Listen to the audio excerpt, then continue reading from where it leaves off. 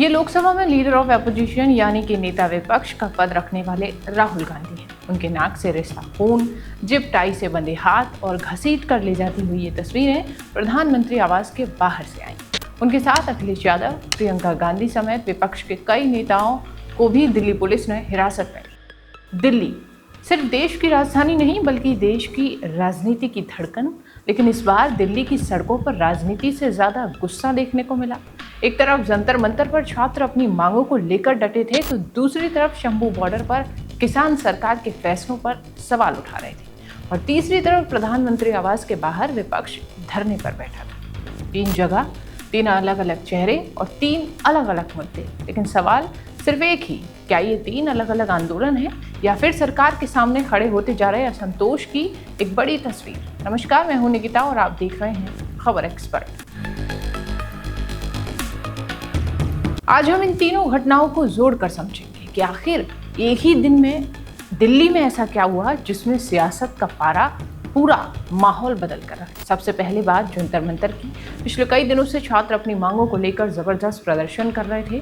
उनका ये कहना है कि परीक्षा प्रणाली और शिक्षा व्यवस्था से जुड़े मुद्दों पर सरकार जवाब दे और जिम्मेदारी तय करे। इसी बीच संसद की ओर मार्च का ऐलान किया गया, लेकिन दिल्ली पुलिस ने रास्ते में बैरिकेडिंग लगाई और कुछ ही देर में हालात तनावपूर्ण हो गए। पुलिस और प्रदर्शनकारियों के बीच झड़प हुई, आंसू गैस के गोले छोड़े गए, लाठीचार्ज किया गया और कई लोगों को हिरासत में लिया। पुलिस का दावा है कि उसके कई जवान भी घायल हुए हैं, जबकि प्रदर्शनकारी छात्रों का आरोप है कि उनके साथ जरूरत से ज्यादा बल का प्रयोग किया गया। इसके बाद जो तस्वीरें सोशल मीडिया पर सामने आई, उन्होंने इसे पूरे आंदोलन को राष्ट्रीय बहस का विषय बना। यहीं से राजनीति ने भी रफ्तार पकड़ ली। एक एक कर विपक्ष के कई नेता जंतर मंतर पहुंचे। शरद पवार, सुप्रिया सुले, अरविंद केजरीवाल, संजय राउत समेत कई नेताओं ने प्रदर्शनकारियों से मुलाकात की और पुलिस कार्रवाई पर भी सवाल उठाए।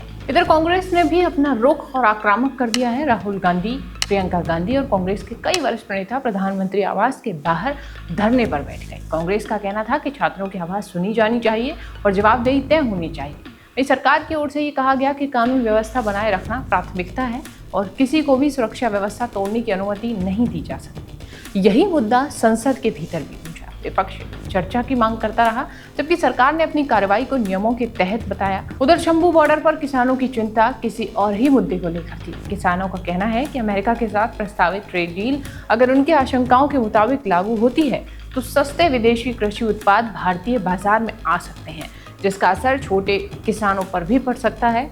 इसलिए वे एमएसपी की कानूनी गारंटी और किसानों से संवाद की मांग कर रहे हैं। दूसरी ओर सरकार का कहना है कि अभी कोई अंतिम समझौता नहीं किया गया है और किसानों के हितों से कोई भी समझौता नहीं किया जाएगा। यानी कि दोनों पक्ष अपनी अपनी बात पर कायम हैं और इसी वजह से ये मुद्दा भी लगातार चर्चाओं में बना है। इन सबके बीच एक और नाम लगातार सुर्खियों में रहा, वो है सोनम वांगचुक। लंबे समय से अनशन पर बैठे सोनम वांगचुक की तबीयत को लेकर चिंताएं जताई गई। डॉक्टरों की निगरानी में इलाज जारी है, लेकिन उन्होंने अपना आंदोलन जारी रखने की बात कही है। ऐसे में ये साफ देखने को मिलता है कि अलग अलग मुद्दों पर शुरू हुए ये आंदोलन अब एक ऐसे दौर में पहुंच चुके हैं जहां हर पक्ष अपनी अपनी बात सरकार तक पहुंचाना चाहता है। अब सवाल ये है कि इन तीनों घटनाओं को किस नज़र से देखा जाए। क्या ये सिर्फ अलग अलग संगठनों के अपने अपने मुद्दे हैं या फिर सरकार के सामने बढ़ते जन असंतोष की तस्वीर? इसका जवाब फिलहाल किसी के पास नहीं है। सरकार का कहना है कि कानून अपना काम करेगा, दोषियों के खिलाफ कार्रवाई की जाएगी और व्यवस्था से कोई भी समझौता नहीं किया जाएगा। वहीं विपक्ष का आरोप है कि सरकार संवाद की जगह टकराव का रास्ता चुन रही है।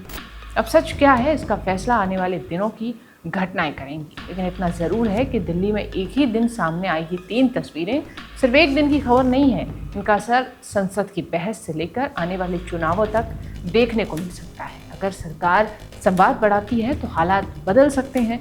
अगर टकराव जारी रहता है तो ये आंदोलन और भी बड़ा रूप ले सकता है। आखिर लोकतंत्र में किसी भी आंदोलन की ताकत सिर्फ भीड़ नहीं बल्कि उसके पीछे खड़े सवाल होते हैं और जब तक उन सवालों के जवाब नहीं मिलते तब तक बहस भी जारी रहती है और राजनीति भी। अब देखना होगा कि आने वाले दिनों में सरकार, विपक्ष और आंदोलनकारी किस दिशा में आगे बढ़ते हैं। यही तय करेगा कि दिल्ली की ये 3 तस्वीरें इतिहास बनेंगी या सिर्फ एक राजनीतिक घटना बनकर रह जाएंगी।